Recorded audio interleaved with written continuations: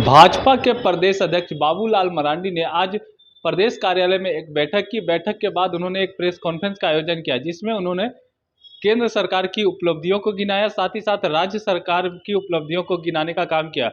उन्होंने कहा कि जब से हेमंत सरकार आई है तब से कानून व्यवस्था का राज्य में बुरा हाल है। आज यहाँ उपस्थित है आप सब लोगों के समक्ष, तो आप सब लोगों के ध्यान में है कि भाई 15 नवंबर का दिन वैसे तो देश के लिए भी और झारखंड के लिए बड़ा महत्वपूर्ण दिन।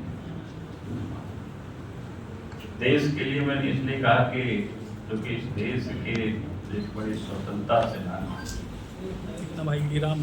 भगवान बिरसा मुंडा की जन्मदिन है, जो कि अंग्रेजों के विरोध उस समय जो लड़ाई लड़े, वैसे महापुरुष की जन्मदिन 15 नवंबर को आ रहा है। और उसके बाद फिर उसी दिन झारखंड राज्य की भी स्थापना दिवस यानी उनकी जन्मदिन यानी भगवान बिरसा मुंडा को समर्पित रहा है, जो कि अलग झारखंड राज्य भी जब केंद्र में एनडीए की सरकार अटल बिहारी वाजपेयी जी के नेतृत्व में चल रही थी, उनके हाथों अलग राज्य का निर्माण हुआ, तो वो भी स्थापना दिवस रह गया। राज्य के भी जन्मदिन कह सकते हैं, वो भी 15 नवंबर। फिर देश के प्रधानमंत्री नरेंद्र मोदी जी आज से 2 साल पहले आप सबको ध्यान में आया होगा, सिर्फ स्मरण करा रहे हैं। तो किसी भी या कोई भी सरकार खास करके जो ट्राइबल समाज में जो पैदा हुए महापुरुष उनको कोई स्थान नहीं मिला। याद लोग अदा कदर जरूर करते सीमित क्षेत्रों में और फिर कुछ वर्गों में, लेकिन देश के प्रधानमंत्री नरेंद्र मोदी जी ने 15 नवंबर को जनजाति गौरव दिवस के रूप में पूरा देश में उसे मनाया जाता है। तो ये अपने आप में मैंने कहा कि जो 15 नवंबर का दिन है वो अपने आप में बड़ा महत्व रखता है। और इस साल तो इसलिए भी महत्व है क्योंकि देश के प्रधानमंत्री नरेंद्र मोदी जी 14 नवंबर को इस शाम में रांची पहुंच रहे हैं और 15 नवंबर को यहाँ से उलियातू जाकर के जहाँ उनका जन्म स्थान वहां श्रद्धा सुमन अर्पित करेंगे, उनके परिवारों से भी मिलेंगे। यानी आप कह सकते हैं कि 15 नवंबर का दिन को झारखंड वासी देश के प्रधानमंत्री नरेंद्र मोदी जी के साथ मिलकर के उसका सेलिब्रेट करेंगे। तो मैं ये कह सकता हूं कि भी झारखंड वासियों के लिए, हम सब लोगों के लिए अपने आप में एक बड़ा सौभाग्य का दिन है और बहुत ही अच्छा जिसको कह सकते हैं।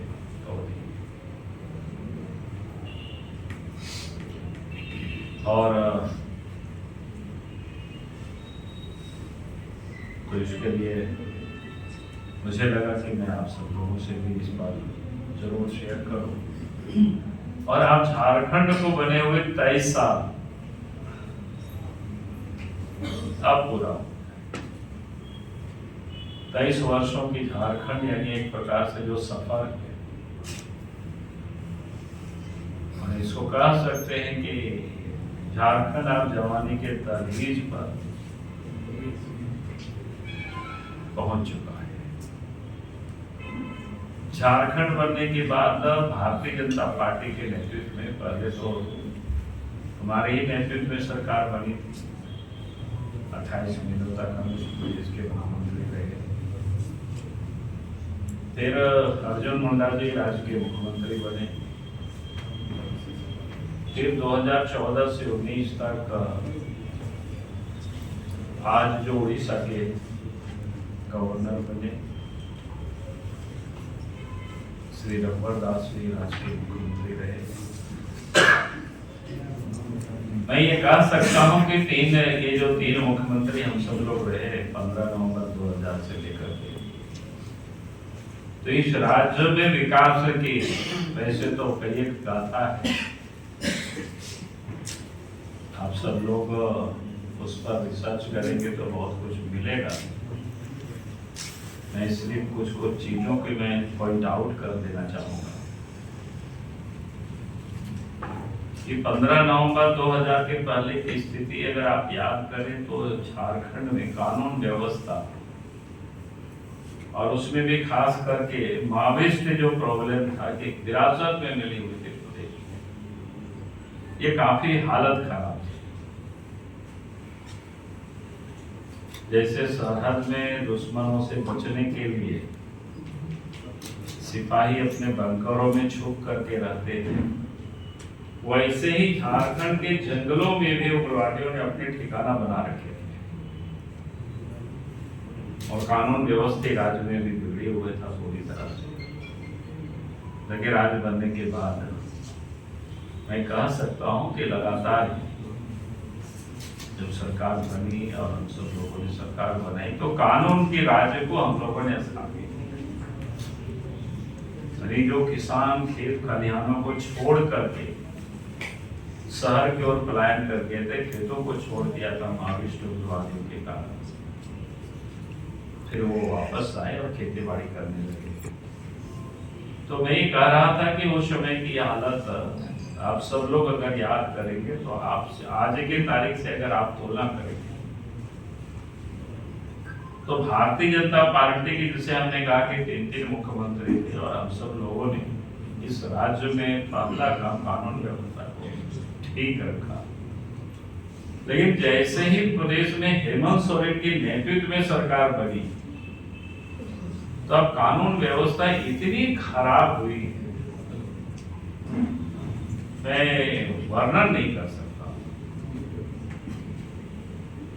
अब उसमें भी धनबाद जैसा क्षेत्र जहां पर कोयला नगरी है, हम लोग वहां बताते हैं कि भाई कोयला की यानी आज तक इस प्रकार से अवैध रूप से उत्खनन कभी नहीं हुआ था जितना इस वक्त हो रहा है हेमंत सोरेन के राज्य में। आए दिन बड़े बड़े व्यवसायी छोड़ दीजिए, छोटे छोटे उद्यमियों को भी, दुकानदारों को भी टेलीफोन पर धमकियां दी जाती है, पैसा जमा करो, दो नहीं तो फिर जान से हाथ धोना पड़ेगा। गोलियां भी चलती है, क्या करना है। कुछ दिन पहले व्यापारियों ने भी बंद किया था बाजार, आप सब लोगों के संज्ञान में। तो पूरे प्रदेश में आज ये स्थिति, और इसलिए मैं कहता हूं कि आज के तारीख में जब बीजेपी के नेतृत्व में सरकार हुआ करती थी तो फिर अपराधी खौफ खाते थे, इधर उधर छूटते फिरते थे। लेकिन आज वो बेखौफ होकर के अपराध कर रहे हैं और पुलिस का जो काम था अपराधियों को पकड़ना, जेल में डालना, सजा दिलाना, हेमंत सोरेन जी ने पूरी तरह से उन सारे लोगों को, पुलिस पदाधिकारियों को वसूली में लगा रखे। ये आज झारखंड प्रदेश की स्थिति। मैंने इसलिए कानून व्यवस्था की मुद्दा को पहले उठाया क्योंकि मैं व्यक्तिगत रूप से भी मैं मानता हूँ सरकार की पहली ड्यूटी होती है कानून व्यवस्था को ठीक रखना। अगर कानून व्यवस्था ठीक नहीं रहेगी तो फिर राज्य कभी भी प्रगति नहीं कर सकता है, तरक्की नहीं कर सकता है। क्योंकि आम लोगों को सुकून की जिंदगी चाहिए, तभी उद्योग धंधा फल फूट सकता है, नहीं तो फिर नहीं हो सकता है। और आज मैं कह सकता हूँ ये 4 वर्षों की हेमंत सोरेन की सरकार में कानून व्यवस्था पूरी तरह से, जिसको कह सकते हैं, ठप हो चुका है। उसके बाद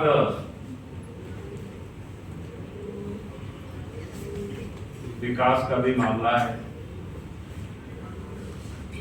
तो बीजेपी की जब सरकार बनी तो आप सबको ध्यान में है कि गांव तक पहुंचने की क्या हालत थी, वो किसी से छुपा हुआ नहीं, उसे गांव के लोग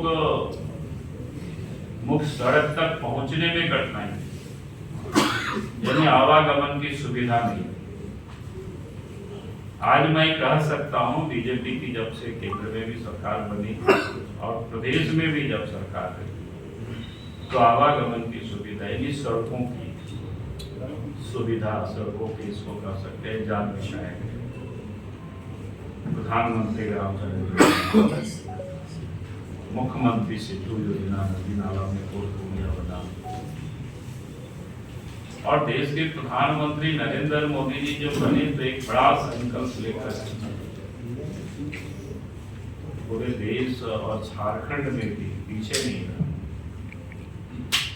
यानी गांव के घरों तक भी बिजली पहुंचाए। और आप याद करिए, पहले हम लोग मिट्टी तेल के लिए जूझना पड़ता था, कहीं भी जाते थे लोगों की शिकायत यही मिलता था कि भाई हमारे यहाँ मिट्टी तेल नहीं मिल रहा है, नहीं बांट रहा है। लेकिन बीजेपी की जब सरकार बनी तो लगातार मैं कह सकता हूँ विकास के उस मुकाम को हासिल किया। मिट्टी तेल की कहीं कोई चर्चा भी लोग नहीं करते। अब अगर कहीं लोग चर्चा करते हैं तो भाई हमारे यहाँ 10 दिनों से 15 दिनों से ट्रांसफार्मर जला हुआ है या 60 kV का ट्रांसफार्मर है, ठीक से वोल्टेज नहीं रहता है तो 100 kV का मिलना चाहिए, 200 kV का। तो आप बिल्कुल डिमांड ही बिल्कुल बदल गई। तो आप ये कह सकते हो कि भारतीय जनता पार्टी की सरकार है तो ये विकास का काम हुआ। अब पिछले सरकार के अगर आप याद करें तुरंत, जैसे महिलाओं का सशक्तिकरण, देश के प्रधानमंत्री ने भी हमारी माँ बहनों के लिए कितनी कुछ काम किया, वो किसी से छुपा हुआ है।